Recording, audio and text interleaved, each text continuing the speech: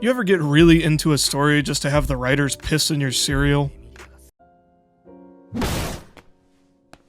Lost, Star Wars, Prison Break, it's like a kink among screenwriters to get you all gussied up, all hot and bothered for the conclusion and then just bungle it. It's a fumble on the 5, winging a pitch on a loaded batter.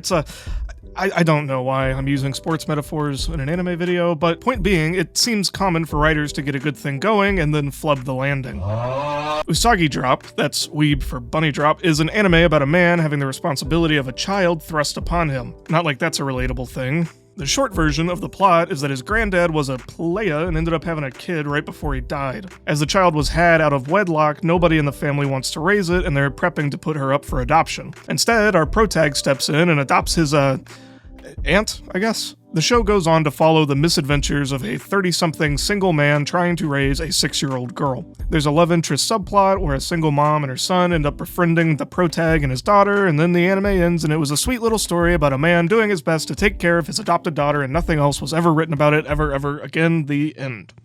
But like J.J. Abrams, George Lucas, George R.R. Martin, maybe it's a George thing, the author had to go and stick her hands back in the cookie jar. See, after the success of the anime, the manga picked back up the story with a time jump. What they don't show you is the group lobotomy that the main cast must have gotten during this time jump because they all come back as f***ing morons. See, the main thrust of the second run of the manga is focused on the girl's new attraction to protag, her adopted dad. Oh yeah, we're taking a turn down Ice Street. We got a ways to go. An example of the apparent stupidity of these characters post-time jump is when Rin admits to Daikichi that she has feelings for him.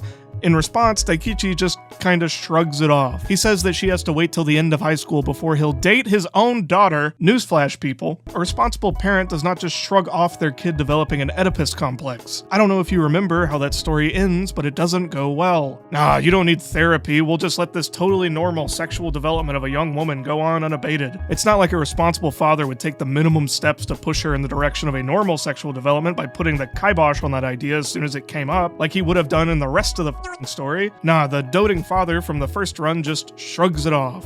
I'm not going to go through every page of the manga post-time jump. All you need to know is that there are a few weird little romance subplots that ultimately don't go anywhere because the author decided that Ice Street is where we all want to go. And to be honest, the incest part of the plot isn't even the most offensive. It's the fact that these good characters turn into absolute fucking lunatics to make it happen. Even if the writer decided that she definitely wanted to turn this into an incest story, that could have been achieved just by leaving the original run's love interests in place. You'd end up with Protag and the Widow getting married and then Natani and Rin's romance developing as well, which at that point they'd technically be related, so there you go, bingo freaks, incest. But no. Why take the obvious setup when you can just auger the whole fucking plot into the ground with another setup? I should also point out the profound laziness in plot design that is used to ham-fist this ending. I mean, it's really bad. Like, we learned that actually Rin was never blood related to Daikichi, so it's totally legal and not at all fucked that she's attracted to him. Which I guess the message from the plot is that non-blood adopted kids are fair game to their parents? Even worse, the entire genesis of Rin acting on her feelings towards Daikichi is that she doesn't have any crushes on the boys at school. Literally, the dumbest teenager understanding of love and attraction is used as a justification for this orphaned child's attraction to her parental figure. It just goes to show that there's really only two reasons this would be the path the story would take. Either the writer has no idea how romantic relationships and power dynamics work,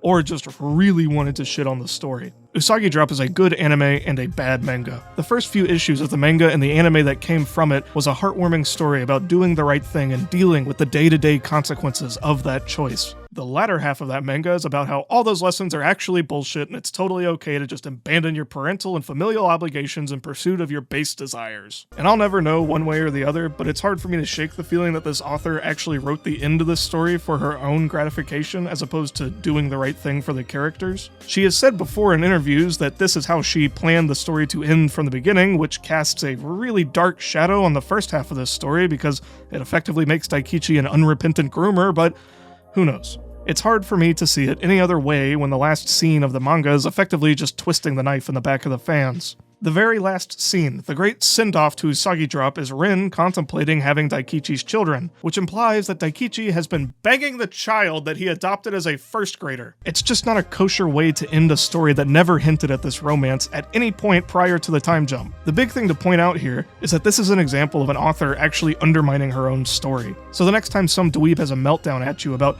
author's intention or how you're undermining the original message, just know in the back of your head that you decide what you take away from a piece of art and not whatever chump happened to make it.